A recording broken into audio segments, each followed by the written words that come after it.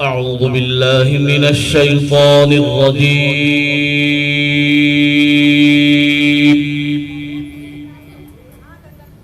بسم الله الرحمن الرحيم.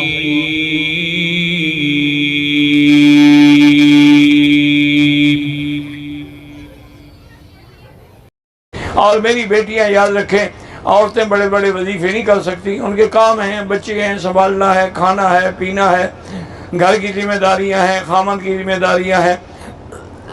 آپ صرف 2 وظیفے یاد کر لیں: استغفر اللہ الذی لا الہ الا هو الحی القیوم واتوب الیہ۔ یہ نہ بھی آئے استغفر اللہ استغفر اللہ استغفر اللہ، اور درود شریف، بس یہ 2 وظیفے یاد کر لیں میری بیٹی۔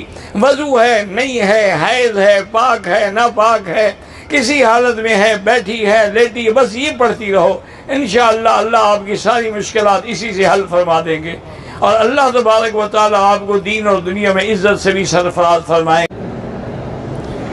میرا بیٹا سخت مشکلات میں ہے، سارے گھر والے پریشان ہیں۔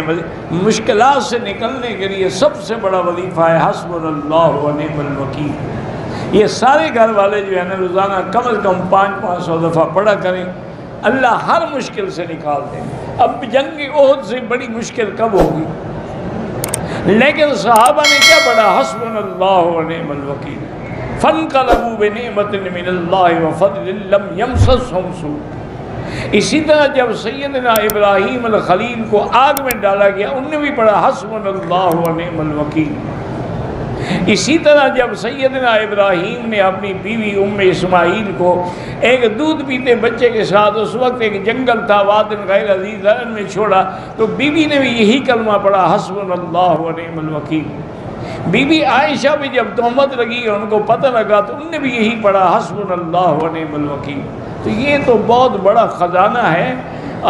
شرط یہ ہے کہ کوئی پڑھنے والا ہو اور یقین سے پڑھے۔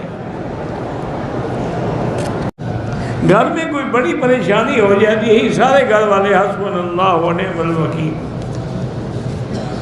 دیکھو نا، اس سے بڑی پریشانی کیا ہوگی کہ میدان احد میں قرآن پاک نے خود وہ منظر بیان کیا ہے کہ ایسا حالات ہو گئے کہ ان کے پاؤں ہل گئے، زلزلوا حتی یقول الرسول متی نصر اللہ الا ان نصر اللہ قریب۔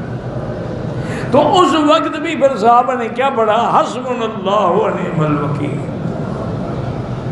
پھر قرآن کہتے ہیں جب انہوں نے پڑھا تو فانقلبوا بنعمت من اللہ وفضل لم یمسسہم سوء، اللہ نے ان کو نعمتوں سے بھی نوازا اور پھر اس کے بعد کوئی تکلیف نہیں ہوئی۔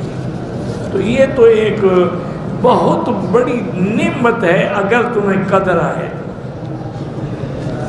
بعض اللہ والوں نے کتاب لکھی ہے القول الجمیل فی فضل حسبنا اللہ و نعم الوکیل، کہ اس کے پڑھنے کے کیا کیا فائدے ہیں۔ لیکن شرط یہی ہے میرے بھائی کہ جب پڑھو نا تو تنہائی میں اکیلے بیٹھ کے پورے یقین اور پورے اللہ پہ ذات کی طرف تصور کر کے پڑھیں، انشاءاللہ پھر دیکھیں مصیبتیں اڑ جائیں گی۔